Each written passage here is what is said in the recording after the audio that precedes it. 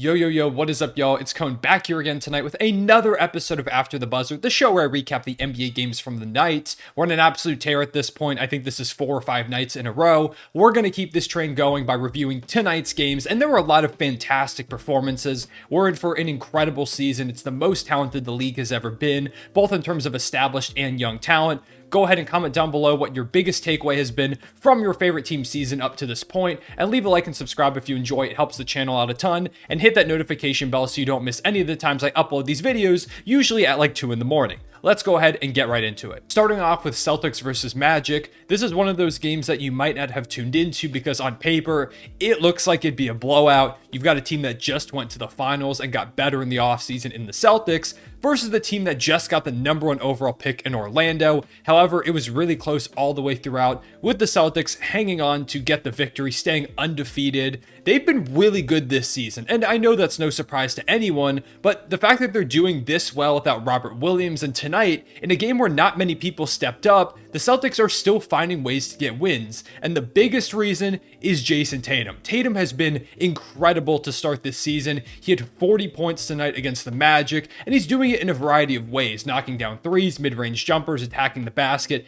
typical Tatum stuff, but his game has continued to improve. He looks better on both sides of the ball than he has ever looked before, and in my eyes, he's starting to take that MVP leap. Tatum's always been a really solid defender, but now it looks like he's truly an all-defensive caliber guy, a team that he maybe could have made last year, but now he's really making a name for himself on that end. You know he's going to knock down shots offensively, but he's also expanding his shot repertoire. In particular, he's been shooting this floater that looks way better than any floaters he's ever taken in the past. It seems like it's something that he's developed as a counter to people trying to stop his drives, and it's been really effective so far. I like the way that he's used it in those situations, and also he just looks more consistent. One of Tatum's biggest glaring flaws in his game so far has been his inconsistency at times, and in particular, he usually starts seasons slow. If I remember correctly, I'm pretty sure he had a really rough start to last year, which contributed to the Celtics having the rough start as a team. But now, Tatum seems locked in from the get-go. This is the best he's looked to start a season ever in his career, partially because this is one of the best 3-game stretches he's ever had in his career, and I saw a stat earlier that Jayson Tatum now holds the record for most points scored in the first 3 games of a Celtics season ever. And if you look at the Celtics history, there are a lot of names that he had to pass to do that. I could go through a lot of them, but that would make this a 50-minute video.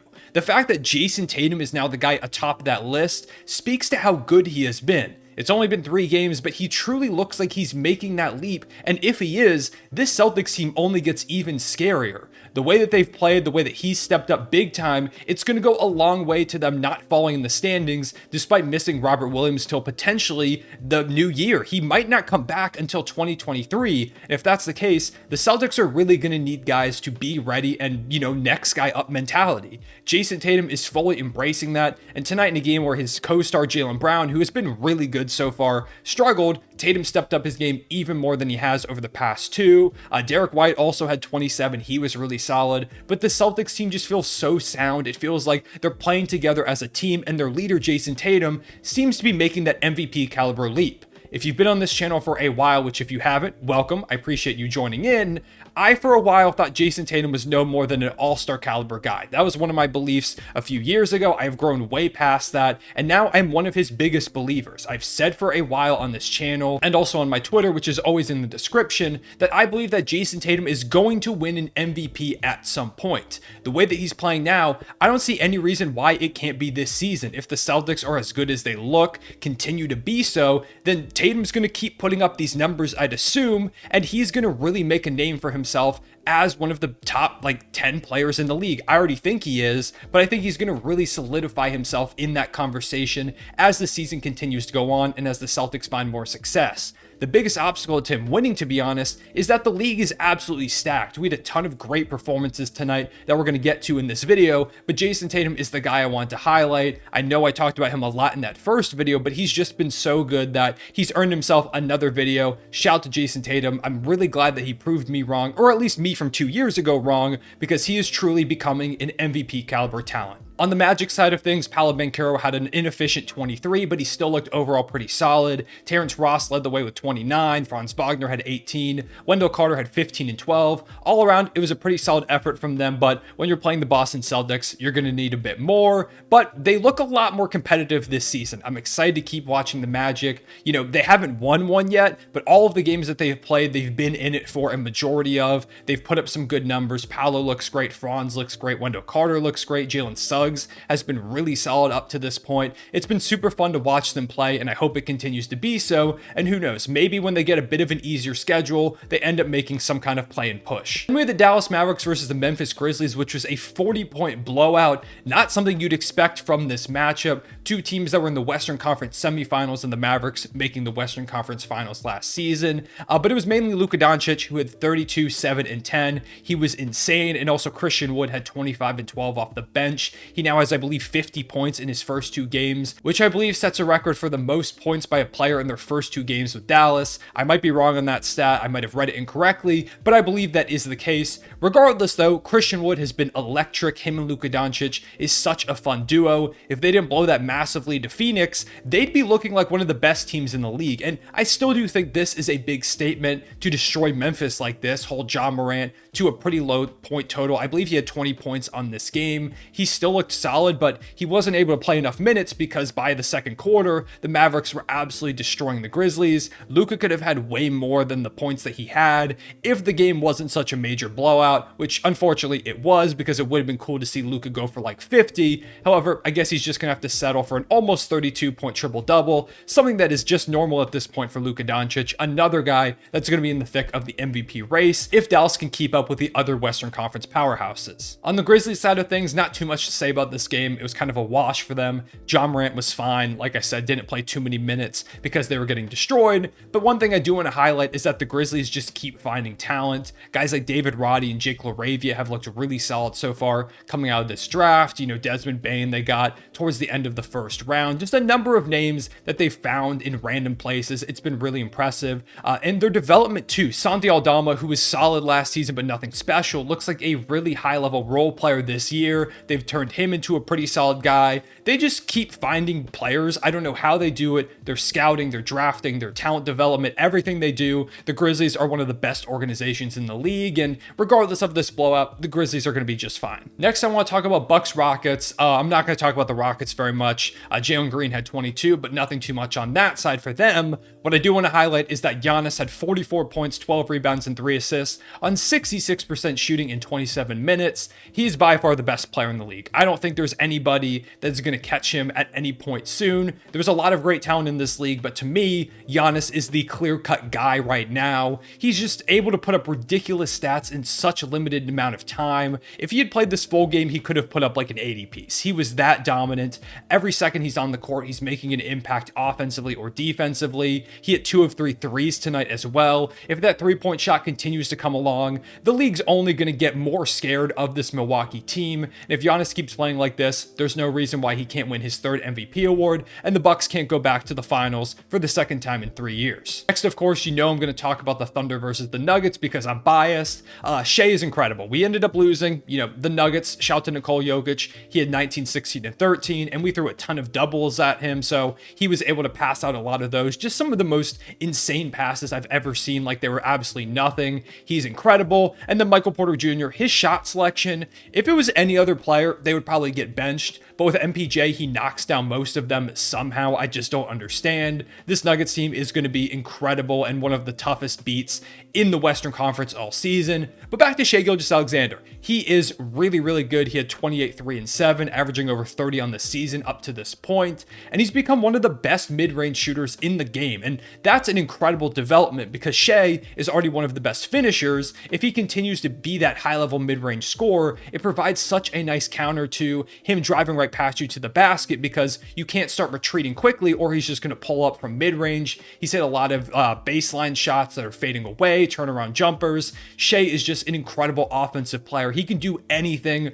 on the court on that end. Been super impressed with him, and I'm someone that watches him every single night. He's going to go ahead and he's going to make a huge leap. I think he could average close to like 27 points per game if he keeps this up. Once again, we'll have to see. It's very early, but I'm going to be biased and say that Shai is going to be in most improved player conversations this year. Also, I want to give a quick shout out to Josh Giddey, who's been really good through these first 2 games, 2 double-doubles in 2 appearances. His shooting continues to look better. He knocked down 2 threes tonight, I believe 2 of 3 from downtown. The shot form, still not pretty, but it's better than what it was, and it feels like it's going in more. He's knocking down mid-range jumpers, some floaters. He missed some looks that he typically makes tonight. He could have had an even better game, but overall, Giddey continues to impress. Him and Shai are one of the best young backcourts, probably, I'm going to be biased, the best young backcourt in the league. And then Chet Holmgren, I'm just thinking about how good this team would look if we had him right now. This was a really competitive game, and I truly believe if Chet played these last 2 nights, the Thunder could be 2-0.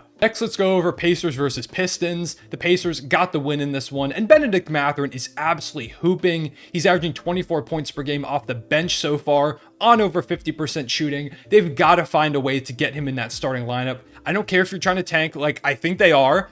You've got to get him in the lineup. He has to be a starter alongside Tyrese Halliburton. They're your future. They are going to be one of the best duos in the league someday. I truly believe that. I said it in the preseason, and I'm going to say it again. Mathurin is one of those guys that I truly believe in, and I think he could make a case for Rookie of the Year. If I had to give it out now, he's probably right up there with Paolo to win it. I think Mathurin, it's going to be hard to deny him that award, and if he's putting up these numbers off the bench, imagine what he'll do as a full-time starter. He is electric. He's so fun to watch, as well as Tyrese Halliburton. The Pacers are truly building something special in Indiana. And on the Pistons side of things, they caught the L. Jaden Ivey looked good. He had 17, 11, and 5. He's been really good so far. This whole rookie class really kind of a theme of this video and of the season early on. The rookies are absolutely balling out. So many different names you could point to that are going crazy, and that doesn't include the 2nd overall pick in Chet, who's going to miss the season, and the 3rd overall pick in Jabari Smith, who has struggled so far, but he's going to turn it around. I'm pretty confident on that.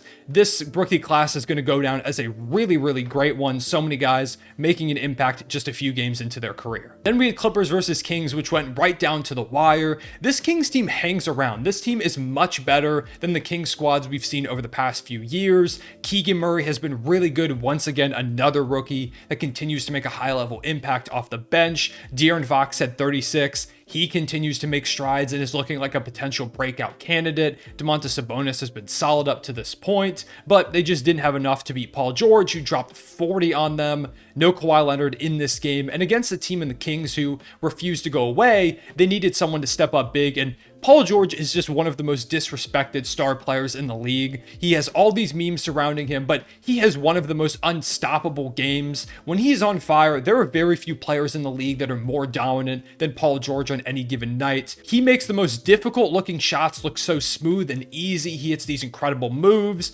He completely flies under the radar. He was a guy I said before the season could be a dark horse MVP candidate, and if he keeps playing like this while Kawhi's sitting, there's no reason why he can't push his way into some of those conversations. Then we had Raptors versus Heat, a battle of 2 teams who I haven't covered too much up to this point. Jimmy Butler had a really solid performance in a win, 24, 4, and 5. Kyle Lowry had a pretty solid game, 17, 2, and 6. They need this Lowry continuously if they want to go anywhere. Caleb Martin and Christian Koloko got into it a little bit in this game where Caleb Martin kind of tackled him, so tempers flared a bit during this one, and it was a really close game, so those are the type of games where you're going to see stuff like that. Max Strus had 20, just another example of the Heat continuing to find and develop talent that goes under the radar for most other teams. And then the Raptors side of things, Pascal Siakam is one of the most underrated players in the league. I know we were talking about Paul George. Siakam is another guy that people sleep on a lot. He had 23, 8, and 9. He was great against the Nets the other night. He's going to make an All-NBA team once again if he keeps this up. And those are all the games I really want to go over in this video. We also had Cavs versus Bulls, where the Cavs completely blew out Chicago. They couldn't stop Donovan Mitchell, who had 32, 9, and 8 in a game without Darius Garland. And then the Sixers followed to 0-3 on the season. They had 2 tough losses against 2 really good teams, but tonight they lost to the San Antonio Spurs, who I think are going to be the worst team in the league this season. Not a good look. Don't love what I see from them, especially defensively. Jakob Porter was killing them on the offensive glass at the end. Every time they made some kind of run, they would get a couple second chance points and all of a sudden Philly would fall down. It was also just a case of the Spurs not missing at times, even if they were guarded, but you've got to be better defensively. You can't lose these games. Joel Embiid continues to need to be better defensively, although really good offensive game from him. James Harden struggled in this one. He wasn't the player we saw over the past 2 games. Philly's got some stuff to figure out. I'm confident they will, but I am a bit nervous for them. On the Spurs side of things, Devin Vassell was really, really good. Keldon Johnson, great as well. Those 2 guys are 2 pieces for the future for San Antonio. With that being said, that wraps up the video. I appreciate y'all watching. Once again, go ahead and comment down below your biggest takeaway from the night, and let me know if there's anything I didn't cover in this video that you think I should know about. I appreciate y'all watching. Make sure to leave a like and subscribe if you enjoyed, and hit that bell. I will see you all later. Real one, say it back.